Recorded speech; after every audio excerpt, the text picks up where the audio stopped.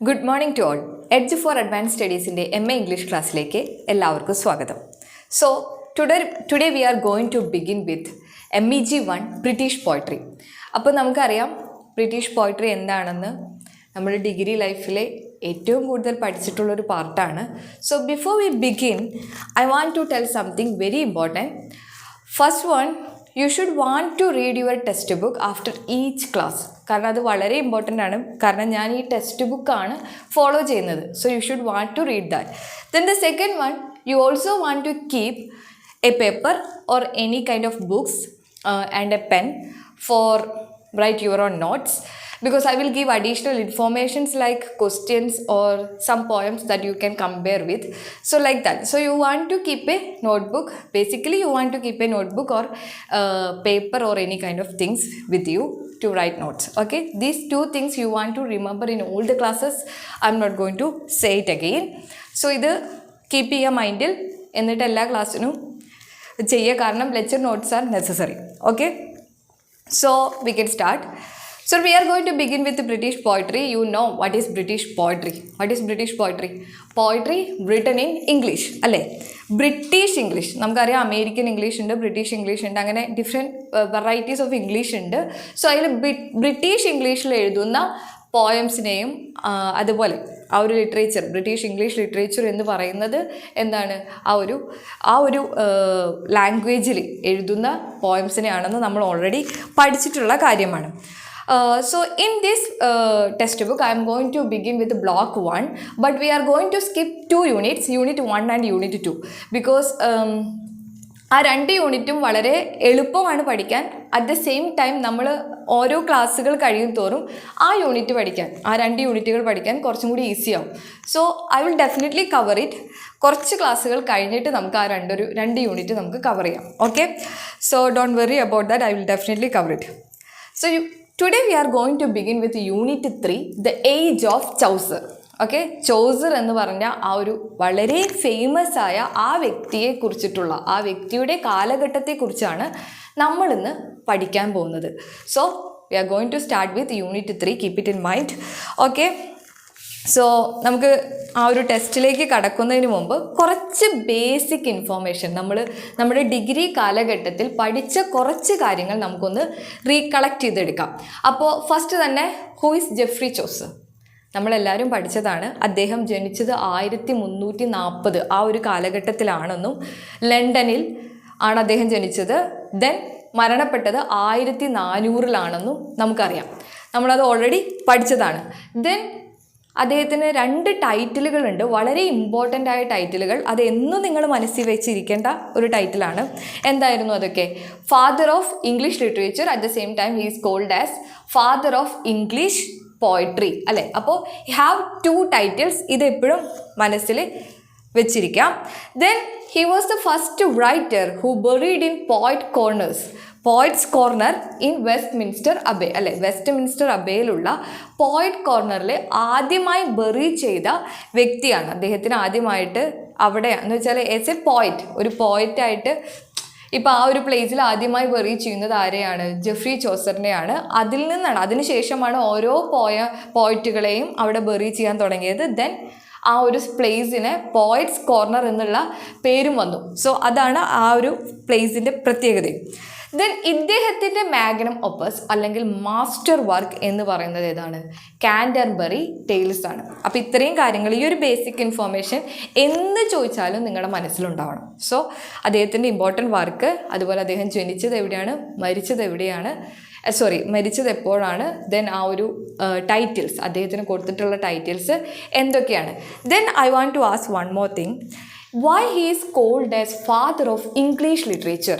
എന്തുകൊണ്ടാണ് അദ്ദേഹം father of English literature എന്ന് അറിയപ്പെടുന്നത്? അതും നിങ്ങൾ പഠിച്ചിട്ടുണ്ടാവും. എന്താണ്? അദ്ദേഹമാണ് മിഡിൽ ഇംഗ്ലീഷ് എന്ന് പറഞ്ഞ ആ ഒരു ഭാഷയിൽ നിന്ന്, ആ ഒരു ഇംഗ്ലീഷ് എന്ന ഭാഷയിൽ ആദ്യമായിട്ട് എഴുതുന്നത്. അതുവരെ ആരും English ലിറ്ററേച്ചറിൽ ഉപയോഗിച്ചിട്ടുണ്ടായിരുന്നില്ല.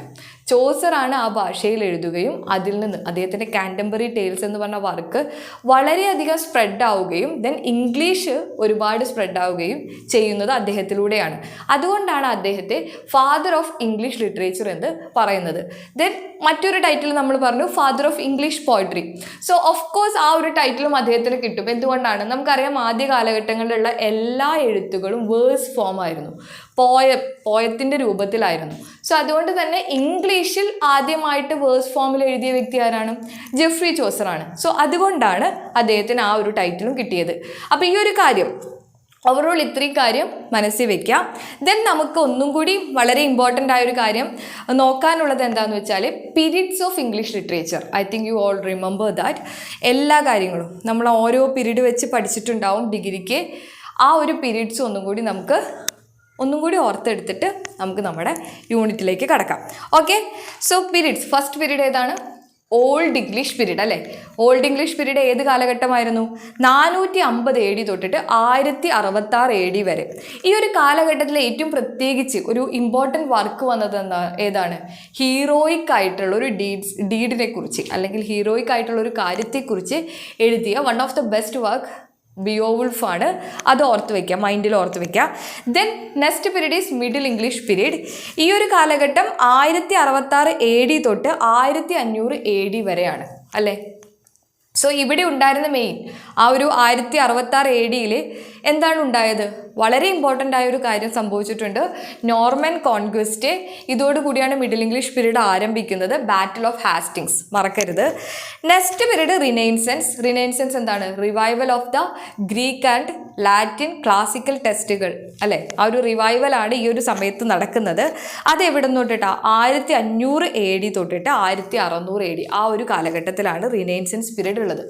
Next one very important period, golden period of English literature, which was that Elizabethan period.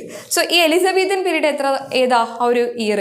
1558 തൊട്ട് 1603 വരെയാണ് അല്ലേ? ഇവിടെ എന്താ വളരെ ഇമ്പോർട്ടൻ്റ് ആയ who is the master of this period? William Shakespeare. We all know that. അപ്പോൾ ആ ഒരു ഐഡിയ മനസ്സിൽ വയ്ക്കുക. ദെൻ ജാക്കോബിയൻ പീരീഡ് 1603 തൊട്ട് 1625 വരെയാണ് കാലഘട്ടം. ജാക്കോബിയൻ പീരീഡിൽ വന്ന വളരെ ഇമ്പോർട്ടൻ്റ് ആയൊരു ടൈപ്പ് ഓഫ് ഡ്രാമ അല്ലെങ്കിൽ ഒരു ടൈപ്പ് ഓഫ് ട്രാജഡിയാണ് റിവഞ്ച് ട്രാജഡി. അതിൽ വളരെ ഇമ്പോർട്ടൻ്റ് ആയ വർക്ക് ഏതാണ്? John Webster. എല്ലാവർക്കും അറിയുന്നുണ്ടാവും, Duchess of Malfi. Okay. Then Caroline period. അത് എവിടുന്ന? 1625 തൊട്ട് 1649 വരെ. ദെൻ പ്യൂരിറ്റൻ പീരീഡ് 1649 തൊട്ട് 1660 വരെ. Then next period is very important period. Again വളരെ ഇമ്പോർട്ടൻ്റ് ആയൊരു പീരീഡാണ് റീസ്റ്റോറേഷൻ പീരീഡ്. എന്താണ് ഈ പീരീഡിൻ്റെ പ്രത്യേകത?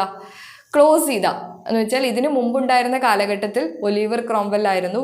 U all know that I think. അപ്പോൾ അദ്ദേഹം എന്താണ്, എല്ലാ തിയേറ്ററുകളും ക്ലോസ് ചെയ്തു. ഇനി ലിറ്റററി ആയിട്ടുള്ള ആർട്ട് പെർഫോമൻസ് ഒന്നും അവിടെ ഉണ്ടാവരുതെന്ന് പറഞ്ഞു. ബട്ട് ഈ ഒരു 1660 കാലഘട്ടം 1660 തൊട്ട് 1700 വരെ ആ ഒരു കാലഘട്ടം റീസ്റ്റോറേഷൻ ടൈമായിരുന്നു. എന്ന് വെച്ചാൽ ഈ ലിറ്റററി ആർട്സുകളെ എല്ലാം വീണ്ടും ആരംഭിച്ചു, എല്ലാം വീണ്ടും സ്റ്റാർട്ട് ചെയ്തൊരു സമയം. ദെൻ അഗസ്റ്റൻ ഏജ് 1700 തൊട്ട് 1785 വരെ. ഈ ഒരു കാലഘട്ടത്തിൽ വളരെ ഫേമസ് ആയ റൈറ്റേഴ്സാണ് Henry Fielding, Alexander pop.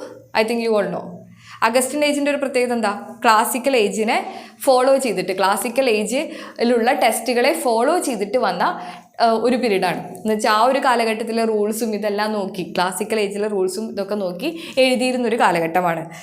Then one of my favourite period, I think എല്ലാവർക്കും ഇഷ്ടപ്പെട്ട ഒരു പീരീഡ് ആണ് അതെന്നാണ് എൻ്റെ ഒരു വിശ്വാസം. That is romantic age. ഏതാണ് ആ ഒരു കാലഘട്ടം? 1785 തൊട്ട് 1830 വരെ. ദെൻ ഒരു ഏകദേശം 1798 യഥാർത്ഥത്തിൽ റൊമാൻറ്റിക് ഏജ് ആരംഭിക്കുന്നത്. പക്ഷേ ഇവിടെ 1785 എന്ന് പറയാൻ കാരണം ഒരുപാട് ട്രാൻസിഷണൽ പോയിന്റ്സ് ഉണ്ടായിരുന്നു.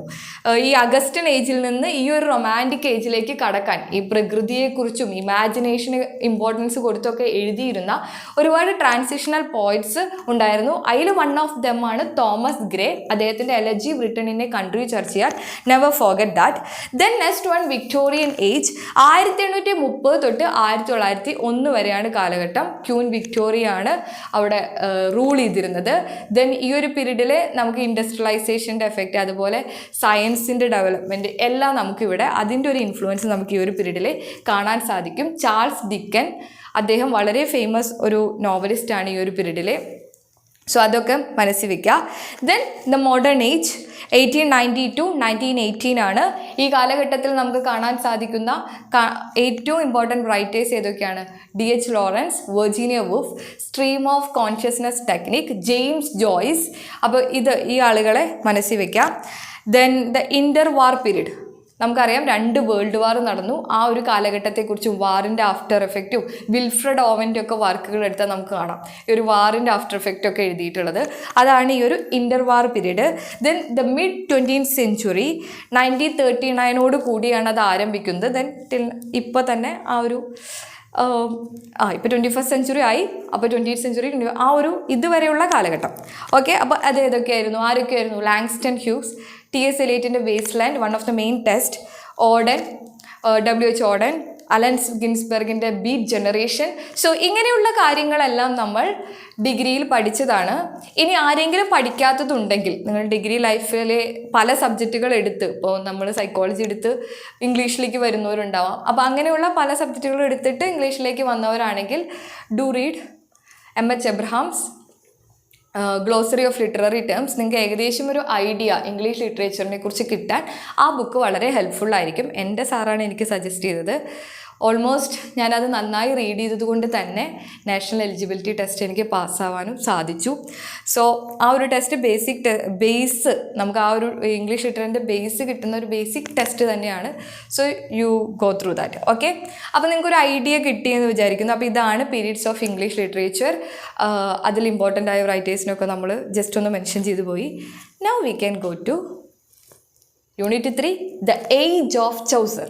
അപ്പോൾ ചൗസറിൻ്റെ ആ കാലഘട്ടത്തെയാണ് നിങ്ങളിവിടെ പഠിക്കാൻ പോകുന്നത്. സോ ഈ ഒരു യൂണിറ്റിൽ നിങ്ങൾക്ക് ഇത്രയും കാര്യങ്ങൾ, historical background, cultural background, intellectual background, literary background, the arts. ഈ ചൗസറിൻ്റെ കാലഘട്ടത്തിലുള്ള historical background, cultural background, intellectual background, literary background, art, ഇത്രയും കാര്യങ്ങളാണ് നിങ്ങൾക്ക് പഠിക്കാനുള്ളത്. അപ്പോൾ ചൗസർ എന്ന് പറഞ്ഞ വ്യക്തി, അദ്ദേഹത്തിൻ്റെ വർക്കുകളിൽ ഡെഫിനറ്റ്ലി എന്താണ് ഈ ഒരു ബാക്ക്ഗ്രൗണ്ടുകളെല്ലാം ഇൻഫ്ലുവൻസ് ചെയ്തിട്ടുണ്ടാവും അല്ലേ? ഇപ്പം ഞാൻ ജീവിക്കുന്നത് 21ാം നൂറ്റാണ്ടിലാണെങ്കിൽ ഞാനിപ്പോൾ എന്ത് എഴുതുവാണെങ്കിലും ഈ ഒരു കാലഘട്ടത്തിലെ എല്ലാ കാര്യങ്ങളും അതിൽ ഇൻഫ്ലുവൻസ്ഡ് ആയിട്ടുണ്ടാവും. So like that. അപ്പോൾ ഈ ചൗസറിനെ കുറിച്ച് നമ്മൾ പഠിക്കുന്നതിന് മുമ്പ് എന്ത് വേണം? നമുക്ക് ഈ ഒരു ബാക്ക്ഗ്രൗണ്ടുകൾ അറിഞ്ഞിരിക്കണം. അപ്പോൾ അതാണ് ഈ ഒരു യൂണിറ്റ് 3 നിങ്ങൾക്ക് പഠിപ്പിച്ചു തരുന്നത്. So the first subtitle you want to study is historical background. എന്താണ്? ചരിത്രപരമായി ആ ഒരു കാലഘട്ടത്തിൽ എന്തൊക്കെ നടന്നു എന്നുള്ളതാണ് നമ്മൾ നോക്കാൻ പോകുന്നത്. സോ ഈ ഒരു കാലഘട്ടത്തിൻ്റെ പ്രത്യേകത എന്ന് പറയുന്നത് ഫ്യൂഡലിസത്തിൻ്റെ ഡിക്ലൈനിങ് ആണ്. എന്താണ്? ഇവിടെ ഫ്യൂഡലിസം ഇല്ലാതാവുകയാണ് ചെയ്യുന്നത്. ഫ്യൂഡലിസം എന്താണ്? ഈ നാടുവാഴിത്തം എന്നൊക്കെ കേട്ടിട്ടില്ലേ? ജന്മി കുടിയാൻ ബന്ധം അതൊക്കെ ഉണ്ടായിരുന്നെന്ന് വെച്ചാൽ ലാൻഡ് ലോഡ്സ്, അതിന് കീഴിൽ കുറേ പെസൻസ്, സ്ലേവ്സ്, അങ്ങനെയുള്ള സിസ്റ്റം ഇല്ലാതാവുന്ന ഒരു കാലഘട്ടമായിരുന്നു ഏത്? Age of Chaucer, Middle English period. Age of Chaucer എന്ന് പറയുന്നത് 14th സെഞ്ച്വറി ആണ് കേട്ടോ. 14th സെഞ്ച്വറി മിഡിൽ ഇംഗ്ലീഷ് പീരീഡാണ്. ഓക്കെ, അപ്പോൾ ഇവിടെ നമ്മൾ എന്താ ഓർക്കേണ്ടത്? നോർമൻ കോൺക്വസ്റ്റ് നടന്നിട്ടുണ്ട്. ബാറ്റിൽ ഓഫ് ഹാസ്റ്റിങ്സ് നിങ്ങൾക്കറിയാം. ബാറ്റിൽ ഓഫ് ഹാസ്റ്റിങ്സിലൂടെ വില്യം ഓഫ് നോർമാൻഡി ഇവിടെ വന്ന് റൂൾ ചെയ്യാൻ തുടങ്ങിയ കാലഘട്ടമാണ് ഈ ഒരു മിഡിൽ ഇംഗ്ലീഷ് പീരീഡ്. അപ്പോൾ ആ ഒരു കാലഘട്ടത്തിൽ തന്നെയാണ് നമ്മുടെ ചൗസറിൻ്റെ ഒരു വരവും. ആ ഒരു കാലഘട്ടത്തിന് തൊട്ട് മുമ്പാണ് ചൗസറിൻ്റെ ഒരു വരവ് നമുക്ക് ആ ഒരു കാലഘട്ടം കഴിഞ്ഞതിന് ശേഷമാണ് നമ്മുടെ ചൗസറിൻ്റെ ഒരു വരവ് അല്ലേ. 1066 നമ്മുടെ William of Normandy England rule ചെയ്യാൻ ആരംഭിച്ചതെങ്കിൽ നമ്മുടെ ചൗസർ എപ്പോഴായിരുന്നു? 1340 അദ്ദേഹത്തിൻ്റെ ജനനം. അപ്പോൾ ഈ ഒരു ഇൻഫ്ലുവൻസ്, ഫ്രഞ്ചിൻ്റെ ഇൻഫ്ലുവൻസ് ഒക്കെ നമുക്ക് ചൗസറിൽ കാണാൻ സാധിക്കും. അപ്പോൾ ഇവിടെ എന്താണ്? ഫ്യൂഡലിസത്തിൻ്റെ ഒരു ഡിക്ലൈനിങ് നിങ്ങൾക്ക് കാണാം. അപ്പോൾ ഫ്യൂഡലിസം ഇല്ലാതാവും തോറും മിഡിൽ ക്ലാസ്സിന് ഇമ്പോർട്ടൻസ് വരാൻ തുടങ്ങി. മിഡിൽ ക്ലാസ്സിന് ഇമ്പോർട്ടൻസ് വരുമ്പോൾ എന്താണ്? മെർച്ചൻ്റ് ക്ലാസ്സിന് ഇമ്പോർട്ടൻസ് വന്നു, മിഡിൽ ക്ലാസ്സിന് ഇമ്പോർട്ടൻസ് വന്നു. ദെൻ മിഡിൽ ക്ലാസ്സിന് പവറുകൾ കിട്ടാൻ തുടങ്ങി. എന്ന് വെച്ചാൽ അവർക്ക് കുറച്ച് അധികാരങ്ങളൊക്കെ കിട്ടാൻ തുടങ്ങിയ സമയമായിരുന്നു മിഡിൽ ക്ലാസ് പീപ്പിൾസിന്. അല്ലാതെ നോബിൾ പീപ്പിൾസിനെ മാത്രമല്ല ഈ ഒരു സമയത്ത് പ്രാധാന്യമുണ്ടായിരുന്നത്. ഓക്കെ, എന്നാൽ പോലും ഇംഗ്ലീഷ് പീപ്പിൾസ് എന്താണ്, ചെറിയ ചെറിയ സെൽഫ് സഫിഷ്യൻ്റ് ആയ വില്ലേജുകളിലാണ് താമസിച്ചിരുന്നത്. ഓക്കെ, അവരെവിടെയാണ് താമസിച്ചിരുന്നത്? വളരെ വളരെ ചെറിയ ചെറിയ വില്ലേജുകളിൽ, അതും സെൽഫ് സഫിഷ്യൻ്റ് ആണ്, എല്ലാം അവർക്ക് അവിടെ തന്നെ ലഭിക്കും. അങ്ങനെയുള്ള വില്ലേജുകളിലാണ് അവർ താമസിച്ചിരുന്നത്. Then at the same time ട്രേഡും കൊമേഴ്സും ഫ്ലറിഷ് ചെയ്ത ഒരു സമയമാണ്. എന്താണ് ട്രേഡ്, കച്ചവട രംഗം, അതുപോലെ വ്യാപാരങ്ങൾ, ഇതെല്ലാം വളരെയധികം ഫ്ലറിഷ് ചെയ്ത സമയമാണ്. ദെൻ ആ കാലഘട്ടത്തിലെ ഏറ്റവും പ്രധാനപ്പെട്ട ട്രേഡായിരുന്നു wool trade. Okay, wool trade എന്താണെന്ന് അറിയാലോ, ഷീപ്സിൻ്റെ ആ ഒരു വൂള് കൊണ്ട് അതുകൊണ്ട് പല സാധനങ്ങൾ, ക്രാഫ്റ്റുകളൊക്കെ ഉണ്ടാക്കിയിട്ട് വിൽക്കുന്ന ഒരു സമയമായിരുന്നു. ദെൻ ഈ വൂൾ ട്രേഡ് വന്നതോടുകൂടി എന്തുണ്ടായെന്ന് വെച്ചാൽ അഗ്രികൾച്ചറൽ ലാൻഡുകളൊക്കെ പിന്നീട് പാസ്ചർ ലാൻഡുകളായിട്ട് ഷീപ്സിനെ വളർത്താൻ വേണ്ടിയിട്ട് ഉപയോഗിക്കാൻ തുടങ്ങി. സോ അഗ്രികൾച്ചർ ആയിട്ടുള്ള കാര്യങ്ങൾ കുറച്ച് കുറഞ്ഞു. ഇവിടെ ഇങ്ങനെയുള്ള ഷീപ്സിനൊക്കെ വളർത്തി അതിൽ നിന്ന് എക്കോണമി, എന്താ പറയുക, സാമ്പത്തികമായ വരുമാനം കണ്ടെത്താൻ തുടങ്ങി എന്നാണ് പറയുന്നത്. ഓക്കെ, അപ്പോൾ ഇതാണൊരു ബേസിക് ഐഡിയ. ദെൻ ഈ ഒരു സമയത്ത് നമ്മൾ പറഞ്ഞു വൂൾ ട്രേഡ് തുടങ്ങി. ദെൻ ഫാമേഴ്സ് എന്തിലേക്ക് വന്നു? ഈ ഒരു ലേബറിങ്ങിലേക്ക്, ക്രാഫ്റ്റ്സുകൾ ഉണ്ടാക്കാനും അങ്ങനെയുള്ള കാര്യങ്ങൾക്ക് ലേബറിങ്ങിലേക്ക് വന്നു. ദെൻ വില്ലേജിൽ നിന്ന് സിറ്റിയിലേക്ക് ആളുകൾ ട്രാൻസ്ഫർ ആവാൻ തുടങ്ങി. So that's A background. ഇനി ഈ ഒരു കാലഘട്ടത്തിൽ വളരെ ഇമ്പോർട്ടൻ്റ് ആയ 3 ഇവൻറ്റ്സ് നിങ്ങൾ പഠിക്കണം. That 3 events are 100 Years War, the black death, peasant revolt. Okay, 100 Years War വാറാണ്. സോ എന്താണ്, ആരെങ്കിലും 2 പേര് ചേർന്നിട്ടായിരിക്കും വാർ ഉണ്ടായിട്ടുണ്ടാവുക. സോ ഇതും എന്തായിരിക്കും, ആ ഒരു ഇംഗ്ലണ്ട് എന്ന് പറഞ്ഞ നേഷൻ, ആ ഒരു രാജ്യത്തിനെ വളരെയധികം എഫക്റ്റ് ചെയ്തിട്ടുണ്ടാവും. ദെൻ ബ്ലാക്ക് ഡെത്ത് എന്താണ്, ഒരു വലിയ ദുരന്തം തന്നെയാണ്. സോ അത് പ്ലേഗ് വന്നതാണ് ഇംഗ്ലണ്ടിൽ. സോ അതും ഒരു വലിയ എഫക്റ്റ് ആണ്. ദെൻ പെസൻറ്റ് റിവോൾട്ട്, അതെന്താ, ഉള്ളിൽ തന്നെ അടിയാണ്. അപ്പോൾ അവിടെയും പ്രശ്നങ്ങൾ വന്നു. സോ ഈ 3 കാര്യങ്ങളും എന്താണ്, ഈ ഒരു പീരീഡിൽ വളരെയധികം ഇംഗ്ലണ്ടിനെ എഫക്റ്റ് ചെയ്തിട്ടുള്ള 3 കാര്യങ്ങളാണെന്ന് മനസ്സിലാക്കി വെക്കുക. So the first one 100 Years War, നമുക്കത് ഡീറ്റെയിൽഡ് ആയിട്ട് പഠിക്കാം. ഓക്കെ, സോ 100 Years War ആരൊക്കെ തമ്മിലായിരുന്നു? ഇംഗ്ലണ്ടും ഫ്രാൻസും തമ്മിലായിരുന്നു. ഏകദേശം 1337 ഈ ഒരു 100 Years War ആരംഭിക്കുന്നത്. ദെൻ യൂറോപ്പിൻ്റെ ഫ്യൂഡൽ സ്ട്രക്ചറിൽ റൂട്ട് ചെയ്തിട്ടുള്ള ഒരു വാറായിരുന്നു. ദെൻ ഈ ഒരു സമയം എന്ന് പറയുന്നത് മിഡീവൽ പീരീഡിൽ നിന്ന് റിനൈൻസൻസ്, ആ ഒരു പഴയകാല ക്ലാസിക്കൽ ടെസ്റ്റിനൊക്കെ ഇമ്പോർട്ടൻസ് കൊടുത്ത് അങ്ങനെയുള്ള ഒരു കാലഘട്ടമായിരുന്നു. ഒരു റിവൈവലിൻ്റെ അല്ലെങ്കിൽ ഒരു റീബർത്തിൻ്റെ കാലഘട്ടമായിരുന്നു ഇത്. ദെൻ മേജർ ബേസിക് റീസൺ എന്ന് പറയുന്നത് ഇംഗ്ലീഷ് പൊസഷൻ ഓൺ ഫ്രഞ്ച് സോയിലാണ്. ഇതെങ്ങനെയാണല്ലേ, നമ്മൾ ഇംഗ്ലണ്ടിലിരിക്കുന്ന ആൾക്കാർക്ക് എങ്ങനെയാണ് ഫ്രഞ്ച് സോയിലിൽ പോയിട്ട് ഫ്രഞ്ചിൻ്റെ മണ്ണിൽ അധികാരം ഉണ്ടാകുന്നത്? എങ്ങനെയായിരിക്കും? ഓഫ് കോഴ്സ് മാരിറ്റൽ റിലേഷൻ തന്നെയായിരുന്നു. കല്യാണം കഴിക്കുന്നു, അവിടെ കുറച്ച് റിലേഷൻഷിപ്പ് ഉണ്ടാക്കുന്നു, ദെൻ എന്താണ്, അവിടെ നിന്ന് കുറച്ച് സ്വത്ത് സ്വന്തമാക്കുന്നു. ഇങ്ങനെയാണ് ചെറിയ ചെറിയ ഫ്യൂഡൽ ലോഡ്സ് ആയിട്ട് പല പല രാജ്യങ്ങളിൽ ഇംഗ്ലണ്ടിലുള്ള ആളുകൾ ഉണ്ടായിരുന്നത്. സോ നമ്മളിപ്പോൾ ഒരു സ്ഥലത്ത് നിന്ന് കല്യാണം കഴിക്കുന്നു, അപ്പോൾ ഫ്രഞ്ചിൽ പോയി കല്യാണം കഴിച്ചു, കുറച്ച് സ്ഥലം ഇങ്ങ് വാങ്ങി, ദെൻ അവിടെ ലാൻഡ് ലോഡായി. ദെൻ അവിടെ ഇങ്ങനെ ഈ ഇംഗ്ലണ്ടിലുള്ള ആൾ അവിടെ പോയി ഭരിക്കുമ്പോൾ ആർക്കായാലും ദേഷ്യം വരില്ലേ?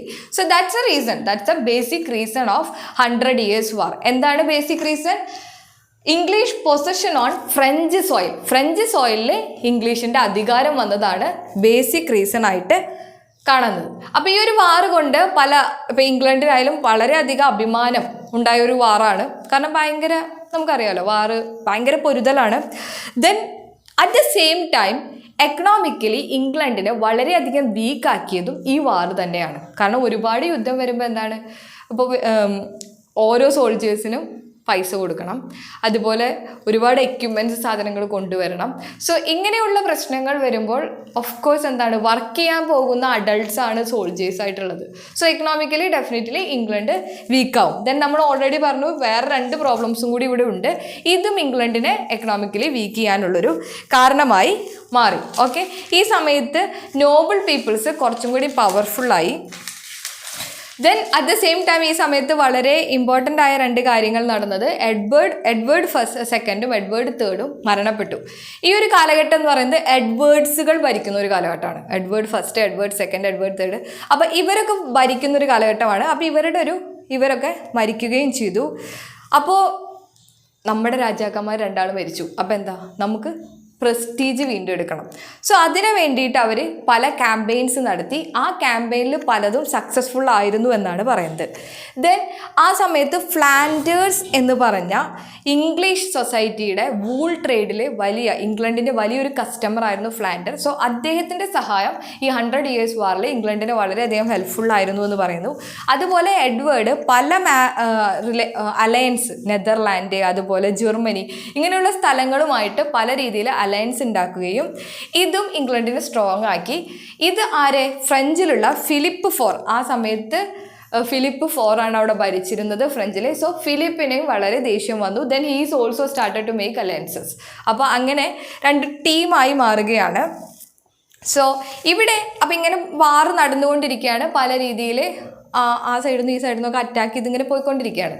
സോ പെട്ടെന്നുള്ള പ്രശ്നം ഉണ്ടായത് എന്താണെന്ന് വെച്ചാൽ, എഡ്വേർഡ് ഫ്രഞ്ചിൻ്റെ ഒരു ഭാഗം എന്ന് വെച്ചാൽ ഫിലിപ്പ് ഭരിക്കുന്ന ആ ഒരു ഭാഗം എഡ്വേർഡ് ക്ലെയിം ചെയ്തു, ഇത് എൻ്റെ സ്ഥലമാണ് എന്ന് പറഞ്ഞ്. എന്ന് വെച്ചാൽ എഡ്വേർഡിൻ്റെ അമ്മ ഇസബെല്ല അവിടുത്തെ ആ രാജ്യക്കാരിയാണ്. സോ അങ്ങനെ ഫിലിപ്പിനെ ചലഞ്ച് ചെയ്തു, എൻ്റെ ഭാഗമാണ് എന്ന് പറഞ്ഞ് ക്ലെയിം ചെയ്യാണ് ചെയ്തത്. ദെൻ ഇത് എന്താണ്, ഫിലിപ്പിനെ ഭയങ്കര ദേഷ്യം വരുത്തുകയും ദെൻ വാറ് വളരെ ക്രൂഷ്യലായി ആ ഒരു മൊമെൻറ്റിലേക്ക് മാറുകയും ചെയ്യുന്നു. ദെൻ ഇതിലൊരു ഐറണി എന്താണെന്ന് വെച്ചാൽ, ഈ ഫിലിപ്പ് VI ആണ് കേട്ടോ, I am really sorry. Philip VI അധികാരത്തിലേക്കുമ്പോൾ അദ്ദേഹത്തിനെ എല്ലാ ആദരവോടു കൂടിയും മുന്നോട്ട് കൊണ്ടുവന്ന വ്യക്തി എഡ്വേർഡ് തന്നെയായിരുന്നു. അതാണ് രസം. ഓക്കെ, അപ്പോൾ ഇങ്ങനെയാണ് വാറ് നടക്കുന്നത്. പിന്നീട് അതിന് ശേഷം സീരീസ് ഓഫ് വിക്ടറി ഇംഗ്ലണ്ടിനുണ്ടാവുന്നുണ്ട്. ഒരു മിഡ് 14th century സമയത്ത് ഒരുപാട് വിജയം ഇംഗ്ലണ്ടിനുണ്ടാവുന്നുണ്ട്. ഒന്ന് victory of Crecy. Crecy is a small village in French. Okay, നമുക്കറിയാലോ, നമ്മൾ ഇപ്പോൾ ഇന്ത്യ പാകിസ്ഥാൻ യുദ്ധമാകുമ്പോൾ നമ്മൾ എത്ര യുദ്ധം അടിച്ച് ഇങ്ങനെ അവരെ തകർത്ത് കയറുന്നോ അത്രയും ഭാഗം ഇങ്ങോട്ട് എടുക്കുക, അങ്ങനെയാണല്ലോ. അപ്പോൾ എന്താണ്, അതുപോലെ തന്നെ ഇംഗ്ലണ്ടിൽ ഫ്രഞ്ചിനുമായിട്ട് യുദ്ധം നടത്തുന്നു. അങ്ങനെ ആ ക്രസി എന്ന് പറഞ്ഞ വില്ലേജ് ആര് സ്വന്തമാക്കി? ഇംഗ്ലണ്ട് സ്വന്തമാക്കി. That is victory of Crecy 1346. Then next black prince എഡ്വേർഡിൻ്റെ മകനാണ്. അദ്ദേഹം അടുത്ത വിക്ടറി പവിറ്റിയാസ് എന്ന് പറഞ്ഞൊരു സ്ഥലമുണ്ട് ഫ്രഞ്ചിൽ, അത് സ്വന്തമാക്കി. അതോടുകൂടെ ഫ്രഞ്ച് കിങ്ങിനെ ജയിലിൽ അടയ്ക്കുകയും ചെയ്തു. ദെൻ ഇതിനൊക്കെ ഒരു അവസാനം വന്നത് പീസ് ഓഫ് ബ്രിഡിഗ്നി എന്ന് പറഞ്ഞിട്ട് ഒരു ട്രീറ്റി അവർ സൈൻ ചെയ്യുന്നു. അവിടെ ഫ്രഞ്ചിൻ്റെ 1/3 പാർട്ട് ഇംഗ്ലണ്ടിൻ്റെ എഡ്വേർഡിന് കൊടുക്കാം എന്നുള്ള രീതിയിൽ സമാധാനത്തിൻ്റെ ട്രീറ്റി എടുക്കുന്നു. ഈ സമയത്ത് സ്പെയിനിൻ്റെ വരവ് വരുന്നു. സ്പെയിൻ അഗെയിൻസ്റ്റായിട്ട് അഗെയിൻ ഇംഗ്ലണ്ട് ജയിക്കുന്നു. അത് നജേര എന്ന് പറഞ്ഞ സ്പെയിനിലുള്ളൊരു പ്ലേസ് സ്വന്തമാക്കിയിട്ടാണ്. പക്ഷേ ഇത്ര വിജയങ്ങളൊക്കെ നടന്നിട്ടുണ്ട്. പക്ഷെ എന്നാൽ പോലും ഇംഗ്ലണ്ട് വളരെയധികം വീക്കായൊരു സമയമാണ്. അതുപോലെ തന്നെ വാറ് വന്നതോടുകൂടി ഡെമോക്രാറ്റിക് ഫീലിങ്സ് ജനങ്ങളിൽ വരാൻ തുടങ്ങി. കാരണം ജനങ്ങളുടെ ഇമ്പോർട്ടൻസ് അവർ മനസ്സിലാക്കാൻ തുടങ്ങി.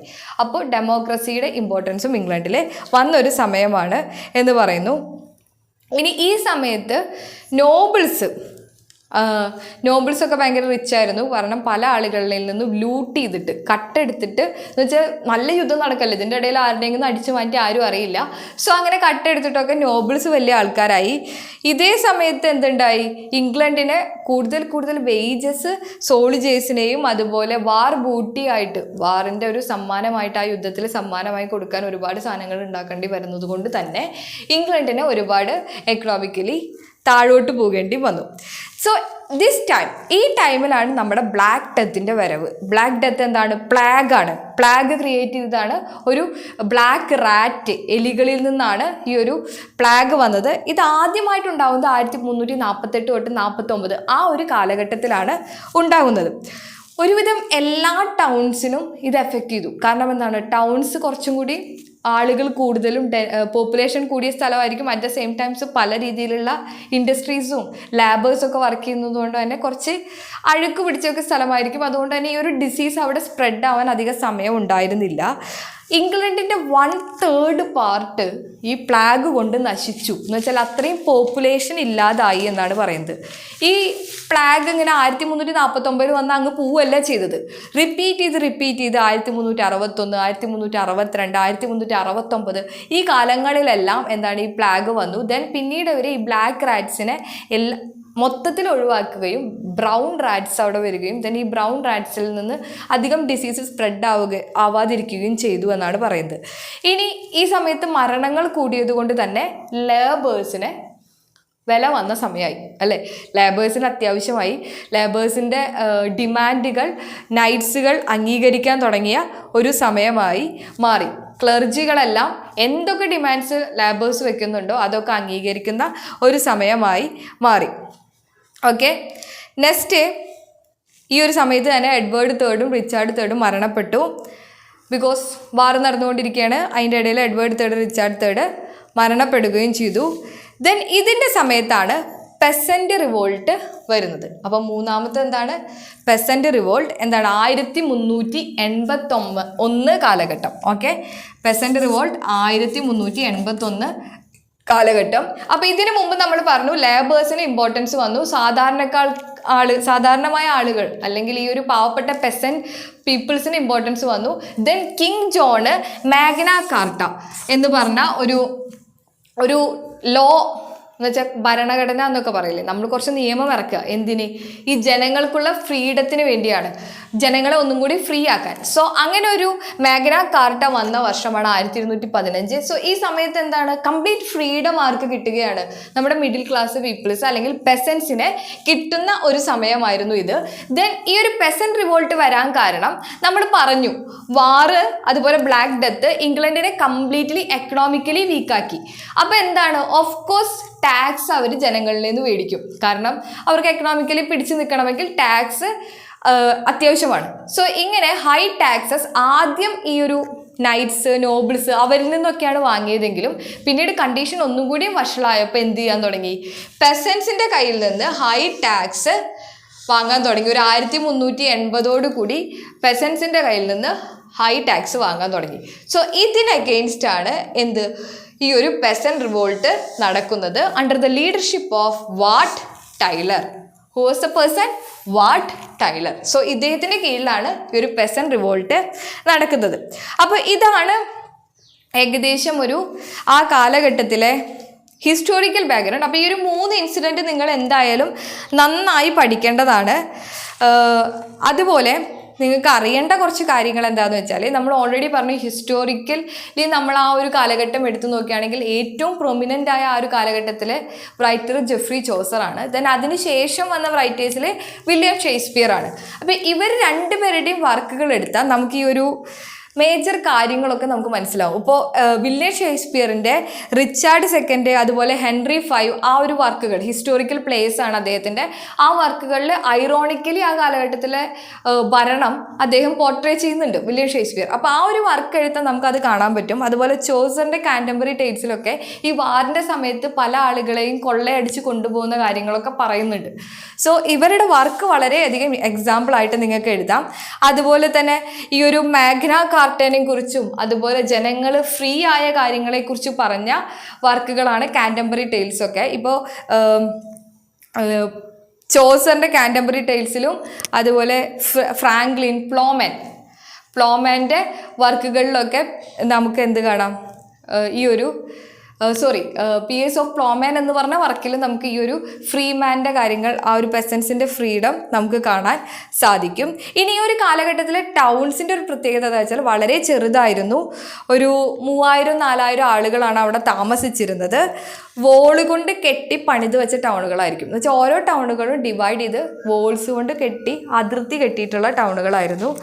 ഈ അവിടെ മെർച്ചൻ്റ് ഗൈൽസ് അതുപോലെ എന്ന് വെച്ചാൽ മെർച്ചൻസിന് ഇമ്പോർട്ടൻസ് വന്നു, ക്രാഫ്റ്റ് നിർമ്മിക്കുന്ന ആളുകൾക്ക് ഇമ്പോർട്ടൻസ് വന്നു, അങ്ങനെയുള്ള ആളുകൾക്ക് ഇമ്പോർട്ടൻസ് വന്ന ഒരു ടൈമാണെന്ന് മനസ്സിലാക്കി വയ്ക്കാം.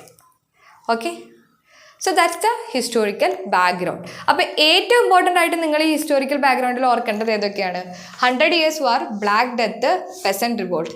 ഈ 3 കാര്യങ്ങൾ മനസ്സിന്ന് കളയരുത്. ഓക്കെ, ഇനി നമുക്ക് കൾച്ചറൽ ബാക്ക്ഗ്രൗണ്ട് പഠിക്കാം. Next cultural ബാക്ക്ഗ്രൗണ്ടാണ്.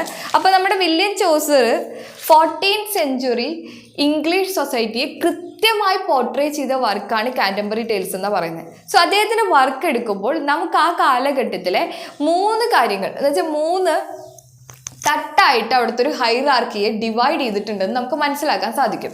അതൊന്ന് ഹൈ ക്ലാസ് ആയിട്ട് നൈറ്റും, ദെൻ അതിനിടയിൽ ഇതിന് ഇൻ്റർമീഡിയറ്റ് ആയിട്ട് വരുന്നത് ചർച്ചും, ദെൻ തേർഡ് വൺ വർക്കിംഗ് മാനുമാണ്. ഇങ്ങനൊരു രീതിയിലാണ് ആ കാലഘട്ടത്തിൻ്റെ ഡിവിഷൻ എന്ന് നമുക്ക് ജെഫ്രി ചോസറിൻ്റെ വർക്ക്സിൽ നിന്ന് നമുക്ക് മനസ്സിലാക്കാൻ സാധിക്കും. ഇപ്പോൾ കാൻറ്റംബറി ടെയിൽസ് എടുത്താൽ ഓരോ ക്യാരക്ടേഴ്സ്, ഇപ്പം knight, squire, then clergyman, nun, then സാധാരണ പെസൻസ് വരെ ഉള്ള ഒരു നിരയാണ് അദ്ദേഹം ക്യാരക്ടേഴ്സ് ആയിട്ട് കാൻറ്റംബറി ടെയിൽസിൽ കൊണ്ടുവന്നിരിക്കുന്നത്. സോ അതുകൊണ്ട് തന്നെ അതിൽ നിന്ന് നമുക്ക് മനസ്സിലാക്കാൻ സാധിക്കും അന്നത്തെ സൊസൈറ്റിയിൽ ഇതൊക്കെയാണ് ബാക്ക്ഗ്രൗണ്ട് എന്ന് നമുക്ക് മനസ്സിലാക്കാൻ സാധിക്കും. ഇനി കൾച്ചറൽ ബാക്ക്ഗ്രൗണ്ട് പറയുമ്പോൾ നമ്മൾ ഓൾറെഡി പറഞ്ഞ പോലെ തന്നെ മിഡിൽ ക്ലാസിൻ്റെ റൈസിങ്ങിൻ്റെ ടൈമായിരുന്നു, മെർച്ചൻ്റ് ക്ലാസ്സുകൾ റൈസ് ചെയ്ത സമയമായിരുന്നു. ക്രിസ്ത്യാനിറ്റിയുടെ ഇപ്പോൾ ക്രിസ്ത്യൻസ് ഇതിനു മുമ്പ് എങ്ങനെയായിരുന്നു വെച്ചാൽ ക്രിസ്ത്യാനിറ്റി സ്പ്രെഡ് ചെയ്യാൻ വേണ്ടിയിട്ട് ക്രൂസൈഡ്സ് ഒക്കെ നടത്തി മറ്റുള്ള രാജ്യങ്ങളിൽ നിന്നൊക്കെ ആയിട്ട് തല്ലുകൂടിയിരുന്നത്. പക്ഷേ ക്രിസ്ത്യാനിറ്റിയുടെ ഉള്ളിൽ തന്നെ, ക്രിസ്ത്യൻസിൻ്റെ ഉള്ളിൽ തന്നെ എന്താണ് ഫൈറ്റ് ഉണ്ടായിരുന്ന ഒരു കാലഘട്ടമായിരുന്നു എന്ന് പറയുന്നു. ദെൻ റിച്ച് പീപ്പിൾസ് നൈറ്റ്ഹുഡ് കിട്ടാൻ വേണ്ടി പണം കൊടുത്ത് നൈറ്റ് എന്ന് പറഞ്ഞ ആ പൊസിഷൻ വാങ്ങുമായിരുന്നു. അപ്പോൾ എന്തുണ്ടായി, എഡ്വേർഡ് എന്ത് ചെയ്തു, Edward is the king. So he thought എല്ലാവരും എന്താണ് നൈറ്റ്ഹുഡ് കിട്ടാൻ വേണ്ടി കഷ്ടപ്പെടുമല്ലേ, സോ കുറച്ച് പൈസ അങ്ങ് കൂട്ടിക്കളയാം. അങ്ങനെ പൈസ കൂട്ടിയിട്ട് ഡിമാൻഡ് കൂടിയിട്ടുണ്ടായിരുന്ന ഒരു പൊസിഷനായിരുന്നു നൈറ്റ്ഹുഡ്. അപ്പോൾ ആളുകൾ എന്താണ് പൈസ കൊടുത്ത് ഇത്രയും വലിയ ആ ഒരു അധികാരം എന്ന് വെച്ചാൽ ഏറ്റവും കൂടുതൽ അപ്പർ ക്ലാസ് നൈറ്റ്ഹുഡ് ആണല്ലോ, സോ അവരുടെ ആ ഒരു പൊസിഷൻ വാങ്ങിയിരുന്നു എന്നാണ് പറയുന്നത്. അതുപോലെ നിയമങ്ങളുണ്ടായിരുന്നു, നൈറ്റ്സിന് ഒരിക്കലും എന്താണ് ട്രേഡോ അല്ലെങ്കിൽ കൊമേഴ്സിലൊന്നും കച്ചവട രംഗത്തും വാണിജ്യ രംഗത്തൊന്നും ഏർപ്പെടാൻ സാധിക്കില്ല എന്നുണ്ടായിരുന്നു.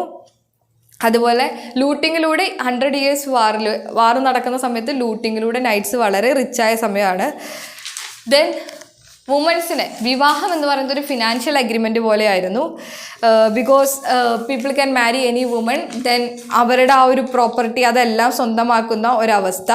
അതുപോലെ അതുകൊണ്ട് തന്നെ ചൈൽഡ് മാരേജും ഹൈ ആയിരുന്ന ഒരു സമയമായിരുന്നു എന്നാണ് പറയുന്നത്. ദെൻ ആ ഒരു കാലഘട്ടം തന്നെ മറ്റൊരു പ്രത്യേകത, ഡിവോഴ്സുകൾ വളരെ ഈസി ആയിരുന്നു. അത് നമുക്ക് കാൻറ്റംബറി ടെയിൽസിൻ്റെ വൈഫ് ഓഫ് ബാത്ത് എന്ന് പറഞ്ഞാൽ ബാത്തിൻ്റെ വൈഫിൻ്റെ ഒരു ടെയിലുണ്ട്. ആ ഒരു പാർട്ട് എടുത്തു കഴിഞ്ഞാൽ നിങ്ങൾക്ക് മനസ്സിലാവും അവർ 6ാമത്തെ വിവാഹം കഴിക്കാൻ പോകുന്ന ഒരു സാഹചര്യത്തിലാണ് അതിലുള്ളത്. സോ ആ ഒരു ഡിവോഴ്സ് വളരെ ഈസിയാണെന്ന് നമുക്ക് ആ ഒരു ഇതിൽ നിന്ന് നമുക്ക് മനസ്സിലാക്കാൻ സാധിക്കും. ദെൻ ഇലിസിറ്റ് റിലേഷൻഷിപ്പ് ഹൈ ആയിരുന്നു. ഇലിസിറ്റ് റിലേഷൻഷിപ്പ് എന്ന് പറഞ്ഞാൽ ഇപ്പോൾ നമുക്കറിയാം എല്ലാം കൊമേഴ്ഷ്യലായിട്ട്, ഇപ്പോൾ ഒരു ബിസിനസ് രീതിയിലാണ് വിവാഹമൊക്കെ നടക്കുന്നത്, ഒരു അറേഞ്ച്മെൻറ്റ് പോലെ. ഇപ്പോൾ കിങ് ഒരാളെ കല്യാണം കഴിക്കുന്നു, ദെൻ ആ ഒരു സ്ഥലവും അതിൻ്റെ റൂളറാവുന്നു, ദെൻ അഗെയിൻ അടുത്ത ആളെ കല്യാണം കഴിക്കുന്നു. So like that. അപ്പോൾ ഇവർക്ക് എങ്ങനെയായാലും ഇമോഷൻസും ഫീലിങ്സും ഉണ്ടാവും. സോ ഡെഫിനറ്റ്ലി ഇലിസിറ്റ് റിലേഷൻഷിപ്പും ഹൈ ആയിരിക്കും. ദെൻ വുമൻസിനെ ഈ മാസ്കുലറായ ആക്ടിവിറ്റീസ് ലൈക്ക് ഇപ്പോൾ നമ്മൾ പറയില്ലേ മാർഷൽ ആർട്സുകൾ, ഫൈറ്റുകൾ, ഇങ്ങനെയുള്ള പഠിക്കാനൊന്നും വുമൻസിനെ സാധിച്ചിരുന്നില്ല. അതുപോലെ എല്ലാവരും കൂടി ഡ്രിങ്ക്സ് കഴിക്കുന്ന അങ്ങനെയുള്ള സ്ഥലങ്ങളിലേക്കൊന്നും വുമൻസിനെ, എന്ന് വെച്ചാൽ womens are completely prohibited. They are like full time ബോറടിച്ചിരിക്കുന്ന ഒരു അവസ്ഥയായിരുന്നു സ്ത്രീകൾക്ക് ആ സമയത്ത് എന്നാണ് പറയുന്നത്. So that's a cultural background. നമുക്ക് ഈ ഒരു കാര്യം നമ്മുടെ ചോസറിൻ്റെ ട്രോയിലസ് ആൻഡ് ക്രിസൈഡ്, ഇപ്പോൾ ഈ സ്ത്രീകളുടെ അവസ്ഥയൊക്കെ കൃത്യമായിട്ട് ട്രോയിലസ് ആൻഡ് ക്രിസൈഡയിൽ നമ്മുടെ ചോസർ പറയുന്നുണ്ട്. അപ്പം നിങ്ങൾ എന്താണ്, ഞാനിപ്പോൾ ഓരോ വർക്കുകൾ അതിൽ എന്തൊക്കെ പറയുന്നു എന്ന് നിങ്ങളോട് പറയുന്നുണ്ട്, ഇത് മെൻഷൻ ചെയ്ത് വെച്ചോളൂ. നിങ്ങളുടെ എക്സാമിന് നിങ്ങൾക്ക് എഴുതാൻ വേണ്ടിയിട്ടാണ് ഇത് പറഞ്ഞു തരുന്നത്. ഓക്കെ, ഇനി നെക്സ്റ്റ് ഇൻ്റലക്ച്വൽ ബാക്ക്ഗ്രൗണ്ട്. അപ്പോൾ ക്രിസ്ത്യൻ ഫെയ്ത്ത് ഒരുപാടുണ്ടായിരുന്ന ഒരു കാലഘട്ടമാണെന്ന് നമുക്ക് ഇവിടെ മനസ്സിലായി അല്ലേ. ചർച്ചിന് വളരെ ഇമ്പോർട്ടൻസ് കൊടുത്തൊരു സമയമാണ്. സോ അതുകൊണ്ട് തന്നെ ക്രിസ്ത്യാനിറ്റിക്ക് വളരെ ഇമ്പോർട്ടൻസ് ഉള്ള സമയമായിരുന്നു ഈ ഒരു സമയം എന്ന് പറയുന്നു. ഇവിടെ ഏറ്റവും ഇമ്പോർട്ടൻ്റ് ആയിട്ടുള്ള ഒരു മൂവ്മെൻറ്റ് എന്ന് പറയുന്നത് ലൊല്ലാഡ്സ് മൂവ്മെൻ്റ് ആണ്. അപ്പോൾ നിങ്ങൾ ഈ ഒരു പേര് ലൊല്ലാഡ്സ് എന്ന് പറഞ്ഞ പേര് മറക്കരുത്. ജോൺ വൈക്ലിഫിൻ്റെ ഫോളോവേഴ്സ് ആണ് ആര്, ലൊല്ലാഡ്സ്. ഈ ജോൺ വൈക്ലിഫ് എന്ന് പറയുന്നത് പ്രൊട്ടസ്റ്റന്റ് ആണ്. He's the morning star of reformation എന്നാണ് അദ്ദേഹത്തിന് പറയുന്നത്, ജോൺ വൈക്ലിഫിനെ. എന്ന് വെച്ചാൽ ചർച്ചിലുള്ള കുറേ പ്രശ്നങ്ങൾക്ക് എഗെയിൻസ്റ്റ് ആയിട്ട് വന്ന് അവിടെ പ്യൂരിറ്റി കൊണ്ടുവരാൻ വേണ്ടി വന്ന ആൾക്കാരാണ് ആര്? ജോൺ വൈക്ലിഫും ആളുകളും. ദെൻ ഈ സമയത്തുണ്ടായിരുന്ന വളരെ ഇമ്പോർട്ടൻറ്റ് റൈറ്ററും കൂടിയാണ് ജോൺ വൈക്ലിഫ്.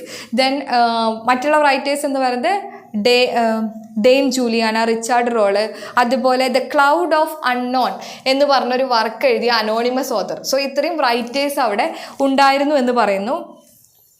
അതുപോലെ ലൊല്ലാർഡ്സിനെ നമ്മൾ എപ്പോഴും ഓർത്തിരിക്കുന്നത് ബൈബിളിൻ്റെ ട്രാൻസ്ലേഷനിലൂടെയാണ്.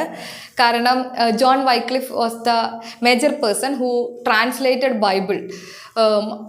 നമുക്ക് പറയാലോ, റിവൈവലിൻ്റെ ഒരു ടൈമായിരുന്നു, റിനൈൻസൻസിൻ്റെ ഒരു ടൈമായിരുന്നു. അതുകൊണ്ട് തന്നെ ക്ലാസിക്കൽ ഗ്രീക്ക് ടെക്സ്റ്റുകളും ലാറ്റിൻ ബൈബിൾസും ഇങ്ങനെയുള്ള ഹെബ്രൂവിൽ നിന്നാണ് കൂടുതലും ബൈബിൾ ട്രാൻസ്ലേറ്റ് ചെയ്തിരിക്കുന്നത്. സോ ആ ഒരു ട്രാൻസ്ലേഷനൊക്കെ നടന്നൊരു സമയമായിരുന്നു.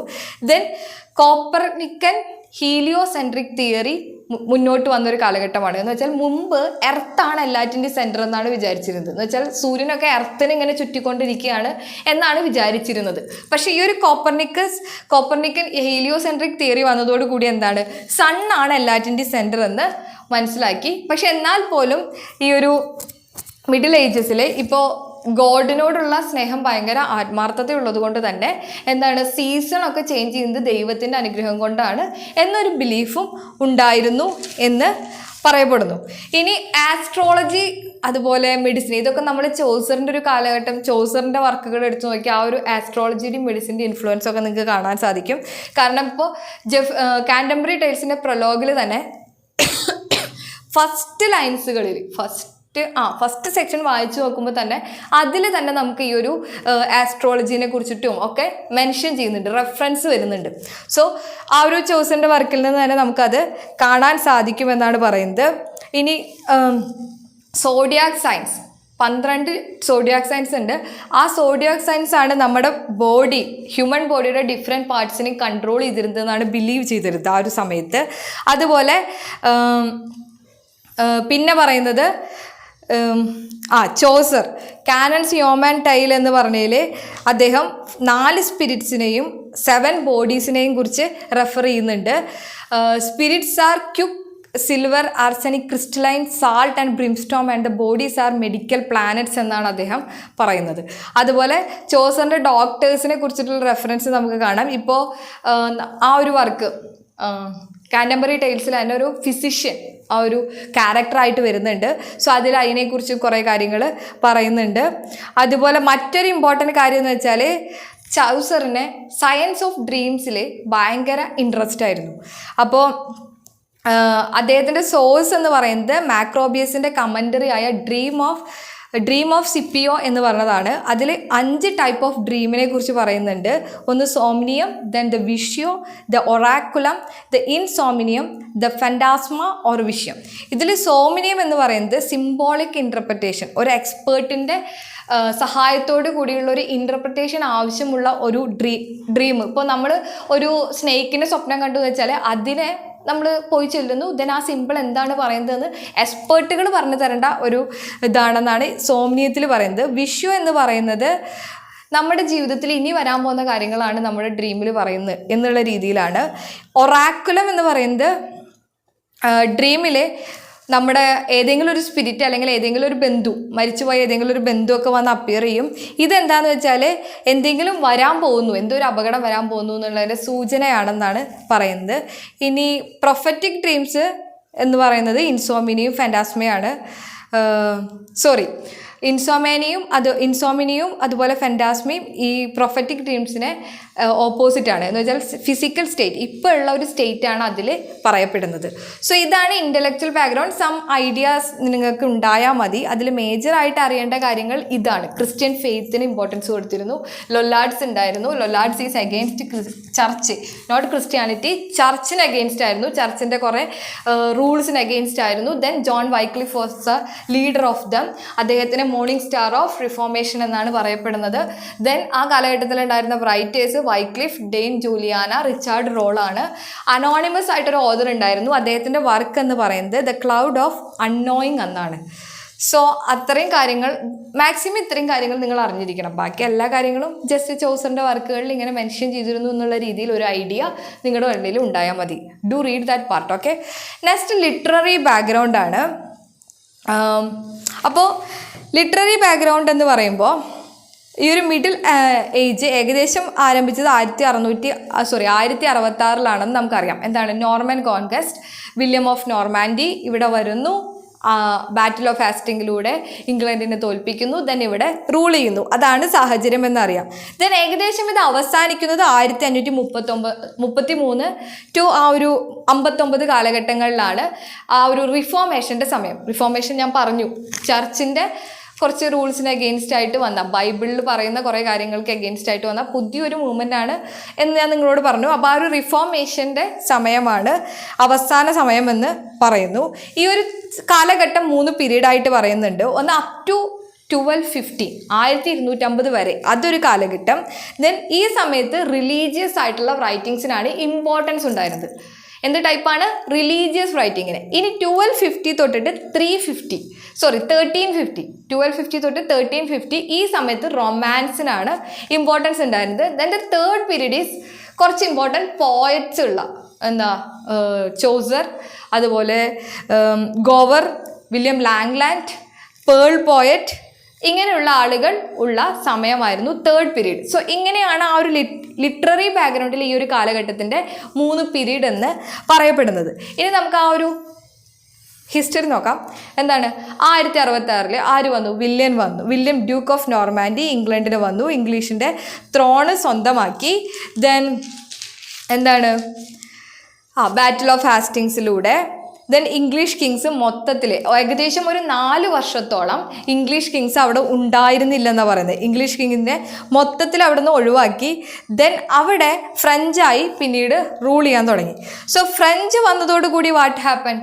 ആ ഒരു കാലഘട്ടത്തിൽ ഇംഗ്ലണ്ടിൽ ഇവർ വരുന്നതിന് മുമ്പ് ലാറ്റിൻ ഭാഷയാണ് റിലീജിയസ് ആയിട്ടുള്ള പർപ്പസിനൊക്കെ യൂസ് ചെയ്തിരുന്നെങ്കിൽ ഇംഗ്ലീഷ്, ആ ഒരു മിഡിൽ ഇംഗ്ലീഷാണ് എല്ലാ ഭാഗത്തും ഉപയോഗിച്ചിരുന്നത്. പക്ഷെ ഫ്രഞ്ച് വന്നതോടുകൂടി കോർട്ടിലെല്ലാം എന്ത് വരാൻ തുടങ്ങി? ഫ്രഞ്ചിൻ്റെ ഇമ്പോർട്ടൻസ് വരാൻ തുടങ്ങി, ഫ്രഞ്ചിൻ്റെ ഇൻഫ്ലുവൻസ് വരാൻ തുടങ്ങി. ഫ്രഞ്ച് ലാംഗ്വേജ് റൂളിംഗ് ക്ലാസ്സിൽ ഇൻട്രൊഡ്യൂസ് ചെയ്തു. ദെൻ അപ്പോഴും മാസസ് ജനങ്ങളുടെ ഇടയിൽ മിഡിൽ ഇംഗ്ലീഷ് യൂസ് ചെയ്യുന്ന ആളുകൾ ഉണ്ടായിരുന്നു.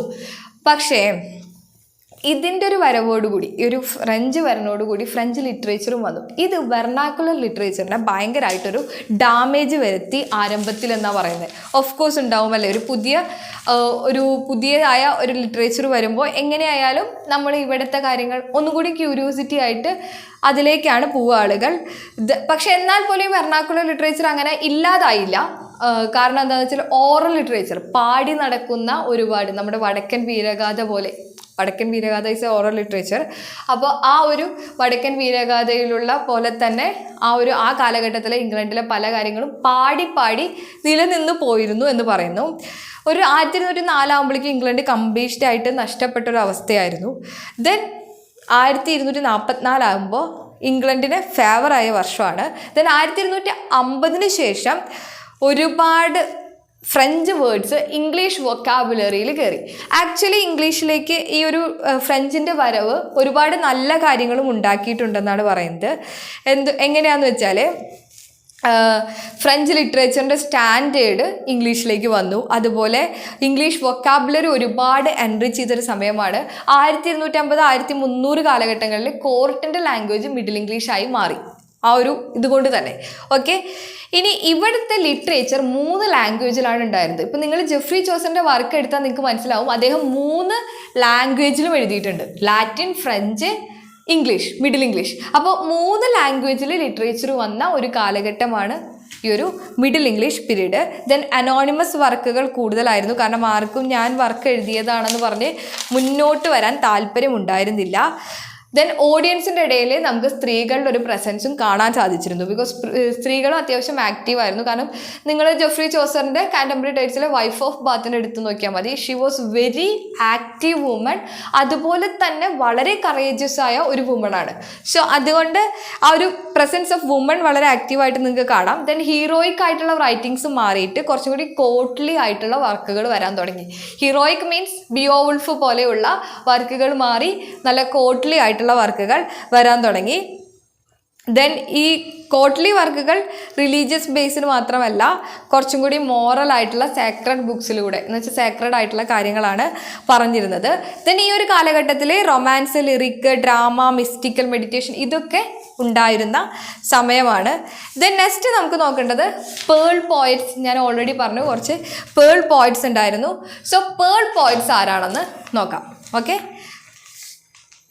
so it's a Pearl is the important religious poem in the collection describing in elevated mystical language the vision of father whose child was died. അപ്പോൾ എന്താണ് pearl എന്ന് പറയുന്നത്? ഒരു റിലീജിയസ് പോയമാണ്, ഒരു കളക്ഷനിലുള്ള പോയമാണ്. എന്താണ് അച്ഛനെ മരണപ്പെട്ട മകൻ്റെ വിഷൻ, അതിനെക്കുറിച്ചാണ് അതിൽ പറയുന്നത്. ആക്ച്വലി ഇതൊരു എലജിയാണ്, ഒരു പാസ്റ്ററൽ എലജിയാണ്. അച്ഛൻ മകൻ മരിച്ചതിന് ശേഷമുള്ള മോർണിംഗ് ലമൻ്റ് ആണ് നമുക്ക് അവിടെ കാണാൻ പറ്റുന്നത്. അതുപോലെ ഇത് തീം ഓഫ് സാൽവേഷൻ, ആ ഒരു സാൽവേഷൻ്റെ തീമൊക്കെയാണ് ഇതിൽ യൂസ് ചെയ്തിരിക്കുന്നത്. സോ ഇത്രയും കാര്യങ്ങൾ അറിയാം. പേൾ പോയം എന്ന് പറയുന്നത് ഇറ്റ്സ് എ കളക്ഷൻ ഓഫ് പോയത്തിലെ ഒരു പോയമാണ് പേൾ പോയം. ഇത് റിലീജിയസ് പോയമാണ്. എന്താണ് അച്ഛൻ തന്നെ മകൻ വിഷനിലൂടെ മകനെ കാണുകയാണ് മകൻ്റെ മരണത്തിന് ശേഷം. It's like an elegy, lament. ആ മകൻ്റെ മരണത്തിന് ലെമൻറ്റ് ചെയ്യുന്ന ഒന്നാണ്. ഓക്കെ, നെക്സ്റ്റ് പിന്നെ വന്ന ആ ഒരു കാലഘട്ടത്തിൽ വളരെ ഇമ്പോർട്ടൻ്റ് ആയ വർക്ക് എന്ന് പറയുന്നത് സർ ഗവേനാണ്. എന്താണ് ആർത്തൂറിയൻ റൊമാൻസ് ആണ്. King Arthur is a legend. അദ്ദേഹത്തിനെ കുറിച്ച് എഴുതിയ, അദ്ദേഹത്തിൻ്റെ ആ ഒരു ജീവിതത്തെക്കുറിച്ച് എഴുതിയ വർക്കാണ് Sir Gawain. Okay, it's a finest Arthurian romance. അതുപോലെ തന്നെ ഇതിൽ പറയുന്നത് 2 സ്റ്റോറീസാണ്. ഒന്ന് ഗവൈൻ്റെ encounter, Sir Gawain and the Green Knight എന്നാണ് കേട്ടോ ഫുൾ ടൈറ്റിൽ. സോ ഗ്രീൻ നൈറ്റിനെ കാണുകയും അവർ തമ്മിൽ എക്സ്ചേഞ്ച് ചെയ്ത ബ്ലോസുകളെ കുറിച്ചാണ് ഫസ്റ്റ് പറയുന്നത്. ദെൻ സെക്കൻഡ് 3 ടെംപ്റ്റേഷനെ കുറിച്ചാണ് പറയുന്നത്. സോ ഇങ്ങനെ 2 സ്റ്റോറീസാണ് ഈ ഒരു വർക്കിൽ ഉള്ളത്. ഓക്കെ, ഇനി അടുത്തത് വളരെ ഇമ്പോർട്ടൻ്റ് ആയ വ്യക്തിയാണ് വില്യം ലോങ്ലാൻഡ്. അദ്ദേഹത്തിൻ്റെ the vision of William concerning pairs the Plowman, അതൊരു ഡ്രീം അലിഗറിയാണ്. 3 വേർഷൻസ് അതിനുണ്ട്. ഏർലിയസ്റ്റ് വേർഷൻ വളരെ ചെറുതായിരുന്നു. പ്രൊലോഗും ഒരു 11 കാൻഡോസും അടങ്ങുന്നതായിരുന്നു ആദ്യത്തെ വേർഷൻ. രണ്ടാമത്തെ വേർഷൻ കുറച്ചും കൂടി വലുതായി, 7241 ലൈൻസ് ഉണ്ടായിരുന്നു. പ്രൊലോഗും ഒരു 20 കാൻഡോസും ഉണ്ടായിരുന്നു. സി ടെസ്റ്റ് തേർഡ് വൺ 7353 23 കാൻഡോസ് ആയിട്ട് ഡിവൈഡ് ചെയ്തതാണെന്നാണ് പറയുന്നത്. ദെൻ ഇത് ഈ ഒരു ഡ്രീം അലിഗറി ബിഗൺ ചെയ്യുന്ന ഒരു മാൽവൺ ഹിൽസിൽ വെച്ചിട്ടാണ്. ഇവിടെ 7 ഡെഡ്ലി സിൻസിനെ കുറിച്ചൊക്കെയാണ് ഇതിൽ പറയുന്നത്. Okay, next Chaucer. Of course, you know we are going to study about him, so I am not going to elaborate about him. Okay, next ചോസറിൻ്റെ കൂടെ തന്നെ വളരെ ഇമ്പോർട്ടൻ്റ് ആയി വന്ന വ്യക്തിയാണ് ഗോവറിൻ്റെ വളരെ ഇമ്പോർട്ടൻ്റ് ആയ വർക്കാണ് കൺഫെഷ്യോ അമാൻഡിസ്, വോസ് ക്ലെമൻഡിസ്, അതുപോലെ സ്പെക്യുലം മെഡിറ്റൻസ്. ചോസറിൻ്റെ ഈക്വൽ ആയിട്ട് കണക്കാക്കിയിരുന്ന ഒരു വ്യക്തിയാണ്. But Chaucer become famous. എന്തുകൊണ്ടാണ് ചോസർ വാസ് ഫേമസ്? അദ്ദേഹം ഇംഗ്ലീഷിലാണ് എഴുതിയത്. ഇംഗ്ലീഷ് സ്പ്രെഡ് ചെയ്ത് അദ്ദേഹത്തിൻ്റെ വർക്കിലൂടെയാണ്. So is also equal to Chaucer. Then Chaucer ഒരുപാട് വർക്കുകൾ എഴുതിയിട്ടുണ്ട്. ഇനി ആ സമയത്ത് തോമസ് ഹോക്ലേവ്, ജോൺ ലിഡ്ഗേറ്റിൻ്റെ ഫോൾ ഓഫ് പ്രിൻസസ്, അതുപോലെ William Dunbar and Gavin Douglas, then ഡൺമാറിൻ്റെ ട്വ മാരിറ്റി വുമൻ, അങ്ങനെ കുറേ വർക്കുകൾ. അതുപോലെ ഡൗഗ്ലാസിൻ്റെ the palace of honour, then William ചോസറിൻ്റെ Troilus and Criseyde, house of fame. ഇതെല്ലാം നമുക്ക് ഈ ഒരു കാലഘട്ടത്തിൽ കാണാൻ പറ്റുന്നതാണ്. സോ ഈ കാലഘട്ടത്തിലെ ഏറ്റവും മെച്യൂർഡ് ആയ പോയറ്റ് എന്ന് പറയുന്നത് ആരെയാണ്? വില്യം ചോസറിനെയാണ്. ഓക്കെ, ഇനി നെക്സ്റ്റ് ഈ കാലഘട്ടത്തിലെ വളരെ ഇമ്പോർട്ടൻ്റ് ആയ ഒരു ഇതാണ് ഞാൻ പറഞ്ഞു അലിഗറി, ഡ്രീം അലിഗറിയെ കുറിച്ച് പറഞ്ഞു. So allegory was very important. What is the meaning of allegory? I think you all studied. Degree ക്ലാസ്സിൽ നിങ്ങൾ പഠിച്ചിട്ടുണ്ടാവും. ജസ്റ്റ് റൈറ്റ് ചെയ്ത് വെച്ചേക്ക്. Allegory is a story or poem or picture that can be interpreted to different inner meaning. Okay, there have a lot of inner meanings. ഇപ്പോൾ ഒരു figure തരുന്നു, ആ ഒരു ഫിഗറിന് inner meanings ഉണ്ടാവും. അതുപോലെ ഇപ്പോൾ ഒരു സ്റ്റോറി വായിച്ചാൽ അതിൽ വായിക്കുമ്പോൾ കുറച്ച് അടിയിൽ കുറച്ച് ഇൻ്റർപ്രിട്ടേഷൻ നോക്കുമ്പോൾ നമുക്ക് കുറച്ച് ഇന്നർ മീനിങ്സ് കണ്ടുപിടിക്കാൻ പറ്റും. അങ്ങനെയുള്ളതാണ് അലിഗറി. ഈ അലിഗറി ഒരുപക്ഷെ ഈ ഒരു ഇന്നർ മീനിങ് എപ്പോഴും മോറൽ ആയിട്ടുള്ളതോ അല്ലെങ്കിൽ പൊളിറ്റിക്കൽ ആയിട്ടുള്ള കാര്യങ്ങൾ ജനങ്ങളിലേക്ക് എത്തിക്കാനായിരിക്കും. Okay, that is allegory. Okay, അപ്പോൾ അലിഗറി ഉണ്ടായിരുന്നു എന്ന് ഞാൻ പറഞ്ഞു, ഡ്രീം അലിഗറി. ഇപ്പോൾ ചോസറിൻ്റെ നൺസ് പ്രീസ്റ്റ് ടെയിൽ അല്ലെങ്കിൽ പാർലമെൻറ്റ് ഓഫ് ഫൗൾസ്, ഇതിലെല്ലാം എനിമൽസിനെ, ഹ്യൂമൻ ആക്ഷൻസിനെ അലിഗറി ആയിട്ട് വെക്കുന്നുണ്ട്. എനിമൽസിൻ്റെ ആക്ഷൻസിലൂടെ നമുക്ക് കുറേ ഇന്നർ മീനിങ്സിലൂടെ നമുക്ക് കുറേ കാര്യങ്ങൾ പറഞ്ഞു തരുന്നുണ്ടെന്നാണ് പറയുന്നത്.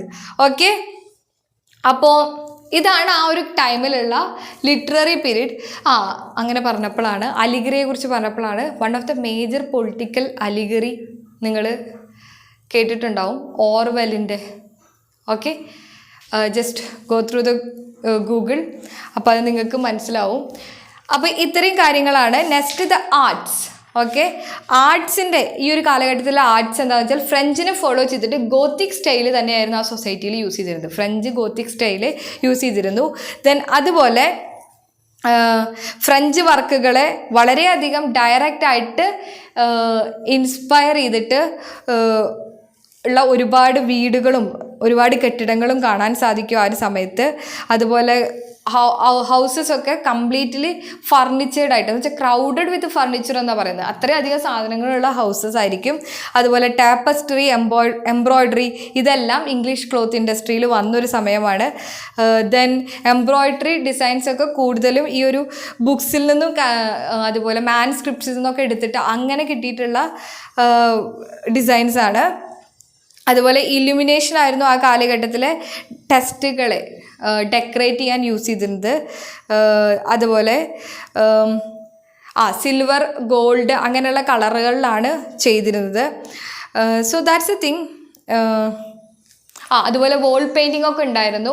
പിക്ചേഴ്സ്, പല കിങ്ങിൻ്റെയും ക്യൂവിൻ്റെയും ഒക്കെ പിക്ചേഴ്സ് പെയിൻറ്റ് ചെയ്ത് വെച്ചിരുന്നൊരു കാലഘട്ടമായിരുന്നു എന്ന് പറയുന്നു. So that's about art. You just go through that. അത്ര വലിയ ഇമ്പോർട്ടൻ്റ് ആയ കാര്യങ്ങളൊന്നും പറയുന്നില്ല. കുറച്ച് കാര്യങ്ങൾ ഇങ്ങനെ ആ ഫ്രഞ്ചിൻ്റെ ഇൻഫ്ലുവൻസ് ഉണ്ടായിരുന്നു. ദെൻ ബിൽഡിങ്സ് ഒക്കെ ഫർണിച്ചേർഡ് ആയിരുന്നു. സോ അങ്ങനെയുള്ള കാര്യങ്ങൾ ജസ്റ്റ് ഒന്ന് നോട്ട് ചെയ്ത് വയ്ക്കാം. അപ്പോൾ ഇത്രയും കാര്യങ്ങളാണ് ഈ ഒരു യൂണിറ്റിൽ നിങ്ങൾക്ക് പഠിക്കാനുള്ളത്. നമുക്ക് ഒന്നും കൂടി ഒന്ന് ഓടിച്ചു വിടാം അല്ലേ, മെയിൻ ആയിട്ടുള്ള കാര്യങ്ങൾ മാത്രം പറഞ്ഞു പോവാം. So age of chess 14th century, middle English period ആണ്.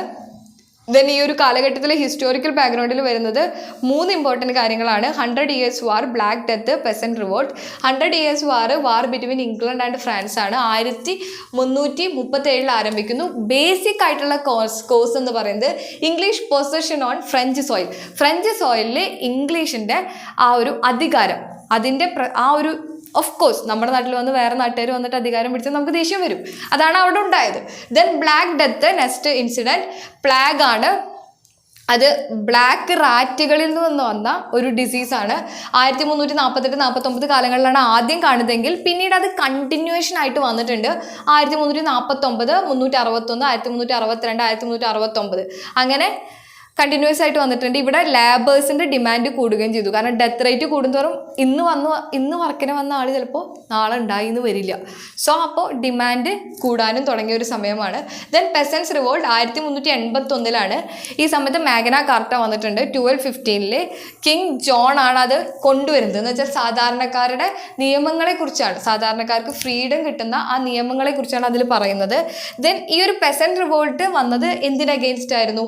ഹൈ ടാക്സസ്, പൂവേഴ്സ്, പാവപ്പെട്ട ജനങ്ങളുടെ മേലിൽ ഒരു 1380 കൂടി വയ്ക്കാൻ തുടങ്ങി. എന്ന് വെച്ചാൽ ജനങ്ങൾ, പാവപ്പെട്ടവർ അത് ആ ടാക്സ് കൊടുക്കണമെന്നൊരു ലോ വന്നു. അതിന് അഗെയിൻസ്റ്റാണ് ഈ ഒരു പെസൻറ്റ് റിവോൾട്ട് വരുന്നത്. ലീഡർഷിപ്പ് വാട്ട് ടൈലറിൻ്റെ കീഴിലാണ് ഉണ്ടാകുന്നത്.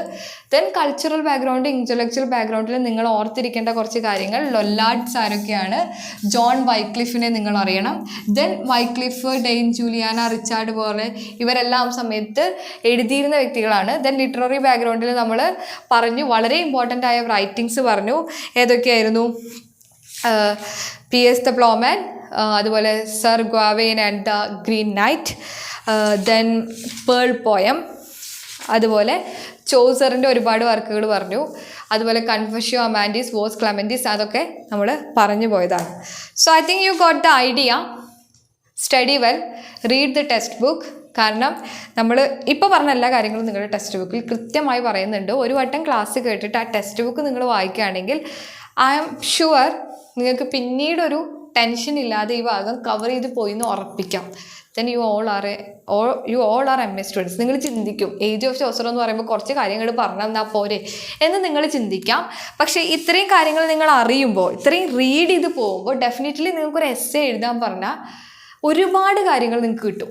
ഇപ്പോൾ പല പാഠത്തുനിന്ന് വായിച്ച എന്തെങ്കിലും കിട്ടിയാൽ പോരെ. സോ ജസ്റ്റ് ഇന്ന് നിങ്ങൾ ഇപ്പോൾ ഈ ക്ലാസ് കേട്ടു എന്ന് വിചാരിക്കുക, then go and read. Okay, ആ ടെക്സ്റ്റ് ബുക്ക് ഫുള്ള് ആ ഒരു യൂണിറ്റ് കൃത്യമായി വായിക്കുക. കുഞ്ഞു കുഞ്ഞു നോട്ട് നിങ്ങൾ എഴുതി വെച്ചിട്ടുണ്ടാവും. സോ അതൊക്കെ ഒന്ന് വായിച്ച് നോക്കാം. Okay, so that's all about today. Thank you.